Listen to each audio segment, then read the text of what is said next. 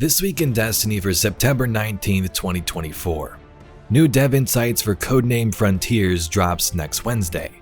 Power band increases for seasons, or in this case, episodes, returns. Updates and previews to Nightfall and Lost Sector rewards. Huge Titan class abilities and sandbox changes, and tons more. Welcome Guardians, let's jump right in.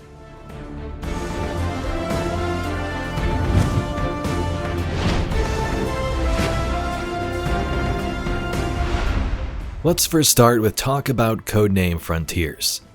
Bungie told us they would have more dev insights in the coming weeks when they released that first article, and they really meant it. Next Wednesday, September 25th, they will have a new article delivered directly by the Destiny 2 developers. This will focus on answering some questions the community has had about Codename Frontiers. If you missed their previous articles, they have an article hub on their website that discusses all of it, or you can check out the videos here on the channel. Let's next talk about some of the changes coming to episode Revenant, which is launching October 8th, the changes involving some rewards. First, the drop chances for non-adept weapons has been increased in Advanced, Expert, and Master Nightfalls when earning Platinum and Gold tier upon completion. With this change, non-adept Nightfall weapons are now guaranteed to drop when completing a Platinum run in a Master Nightfall, and a 50% chance to drop if it's a Gold completion. In addition, adept weapon drops from Grandmaster Nightfalls have been slightly increased when getting Gold completions as well, although Platinum remains the best course of action for earning them as completion guarantees a drop. Zavala's Focus Decoding has also received a small update in regard to Nightfall weapons.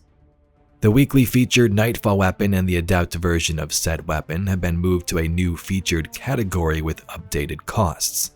For the weekly featured Nightfall weapon, it's 1 Vanguard Engram and 1 Nightfall Cipher. And for the weekly featured Adept Nightfall weapon, 1 Vanguard Engram, 50,000 Glimmer, and 10 Nightfall Ciphers. What about Lost Sector rewards?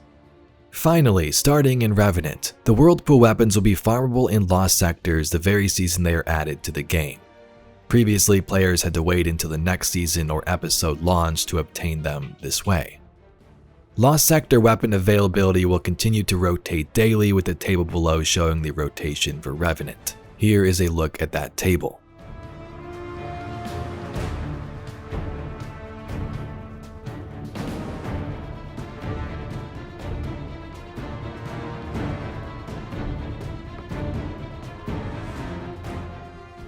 And now our power systems experts take the room to share an update on power band increases in Revenant. With the final shape, Bungie introduced a wonderful feature called Fireteam Power, with the goal of making it so friends could always play together no matter what their power levels were. They've been very happy with Fireteam Power and how it's removed the power barrier that was previously preventing players of different engagement levels from playing together. With this improvement in place, they're revisiting some of their previous decisions that sought to achieve the same goal, namely power band increases.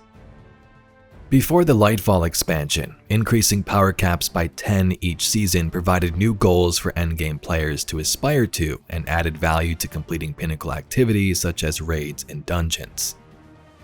Fireteam Power will still be there so friends can always play together, even if some players choose not to pursue the new power caps.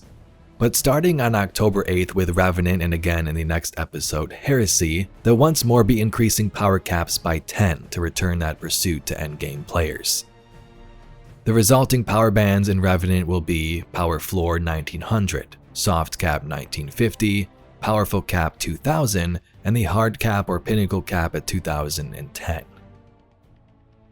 Now let me know how you feel about these changes in the comments down below. Personally, I kind of like this.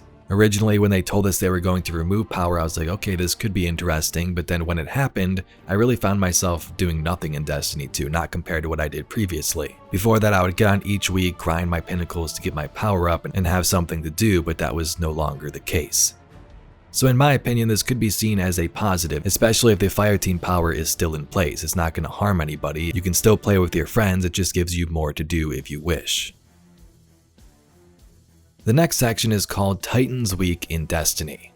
The Sandbox team has a hefty update on abilities with a focus on Titans. Since the final shapes update and now that prismatic subclasses have had time to settle, they're making some adjustments. They've collected a mixture of player feedback and game data about abilities across the sandbox, and they have a slew of ability changes coming for both prismatic and non-prismatic subclasses alike. We'll cover most of this season's ability changes in the write-up, but you can find the full patch notes when Revenant launches. Today we'll focus on Titan class identity reinforcement, super ability changes, and general ability tuning. We've heard your cries for more depth to Titan gameplay and more viability in higher tier endgame content, and we agree with you. Titans have so much more to give than more blunt force trauma. They're frontliners, damage mitigators, and battlefield commanders. Now, we don't want to take away or replace what the Titan already has. Instead, we want to find non-destructive ways to add depth to the Titan's kit. These kinds of shifts take time, but we're starting down that road in Revenant. So starting in Revenant, they're testing a change to barricades and other shields that will give the Titan more of a traditional tank role. The Titan barricade now taunts enemies in front of the barricade. This taunt only occurs while there is a player standing behind the barricade. So this is a substantial change for Titans and for Destiny. For the first time, Titan players can use their defensive abilities to draw enemy fire, thereby shielding their fire team from harm. The Titan's Unbreakable Shield and Sentinel Shield's Guard also taunt enemies, allowing you to become a mobile aggro magnet. If this change plays well, they're hoping to add this functionality to more of the Titan's defensive abilities, such as Ward of Dawn in the future. While enemies will typically prioritize bringing down the barricade above all else, there are combat situations where combatants may have higher priorities than the barricade, such as a Vex Wyvern, for example. The barricade won't turn enemies into mindless zombies, and the enemies who are on a mission may prioritize that mission over their barricade. But for the general rank-and-file enemies you'll see in activities like Patrol to Raids, it has been quite fun in their playtests. One important detail to keep in mind about this change is that the combatants now shoot at the barricade itself rather than the guardian behind it, making aiming at enemies from behind your barricade safer than it was previously. To support this new Titan aggro lifestyle, they've made adjustments to barricades and Unbreakable.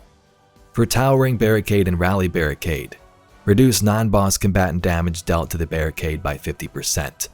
Increase splash damage reduction from combatants for players behind the barricade from 20 to 60, and barricades now grant moderate damage resistance versus combatants during cast animation. For Unbreakable, damage blocked by Unbreakable now generates grenade energy. Increased max duration the shield can be held. Forward movement speed now slows down briefly when the shield is shot. They reduced Unbreakable's throw attack damage versus players by 20%. Increased damage bleed through from players by 15%, and fully charged Unbreakable attacks will now one-shot barricades in PvP, except when the barricade is under the effects of the Heart of Inmost Light.